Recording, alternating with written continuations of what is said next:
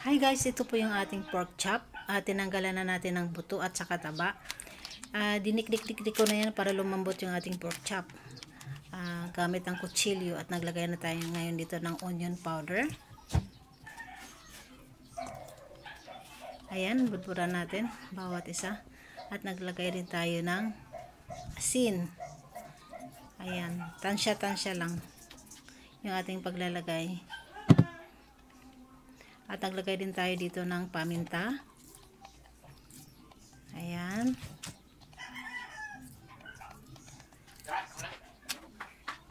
At maglalagay din tayo dito ng isang itlog. Ayan, mix-mix lang natin.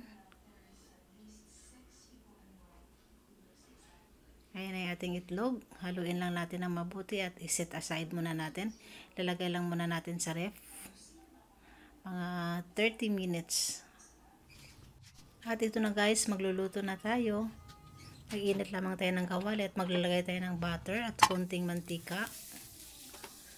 Maglalagay tayo ng mantika para hindi masurog agad yung ating butter. Ang gagawin natin guys, yung ating tawag nito pork chop, binaba na natin na pork chop ay i-ano natin sa flour or harina. Ayan, i-dredge lang natin. Yan, at ipiprito na natin ng mga 3 minuto bawat pisngi. At pagkatapos natin yan maluto, itatabi lamang natin at isusunod na natin yung ibang ating pork chop hanggang maluto lahat.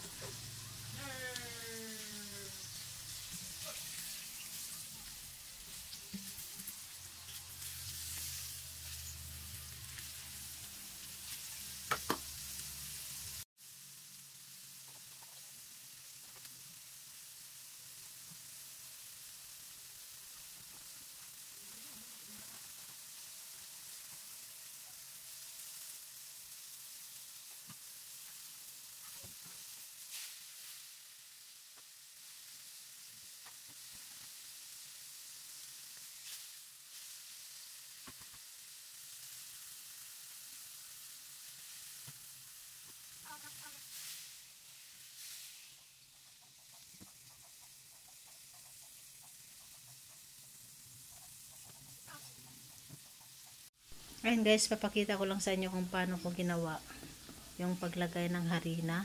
Ganyan lang po. Ayan, at itaktak natin yung sobrang harina. At yan, luto na yung ating mga pork chop. Kaya doon pa rin sa isang kawali na yon, doon tayo nagpiprito ng ating bawang. At naglagay tayo ng Nestle cream at naglagay din tayo ng kaunting asin, paminta at saka kalahating nor cube na beef flavor. Ayan guys, tunawin lamang natin, pakuluin natin at ibabalik natin ang ating mga napirito na pork chop.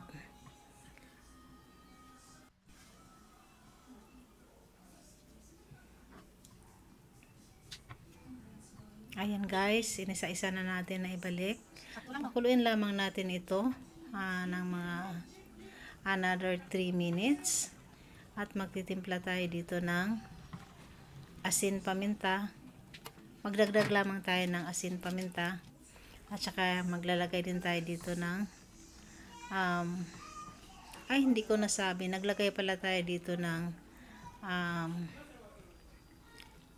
tawag nito, curry powder.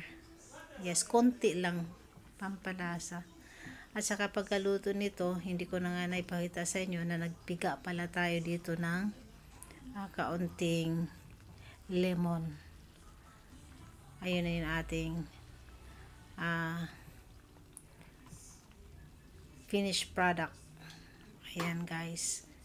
At maglalagay lamang tayo dito maya-maya pag ilagay na natin siya sa ating lalagyan. Maglalagay lang tayo dito ng Depende na sa inyo kung anong lalagay niyong palamuti dyan. Diba? Para gumanda yung itsura, magkaroon lang siya ng kulay. Ako maglalagay ako dito ng parsley. Since ang ano naman natin dito ay dapat kung meron kayong basil, maglagay kayo ng basil kasi tingnan mo, nilagay na ako basil powder yan. Kung may fresh naman kayo, pwede din kayo maglagay ng fresh na dahon. Diba? Para magkakulay lang.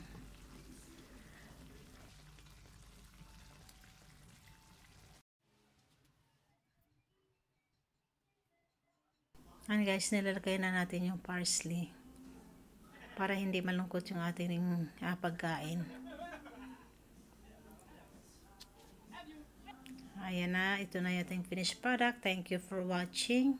Salamat po sa inyong panonood. Hanggang sa muli.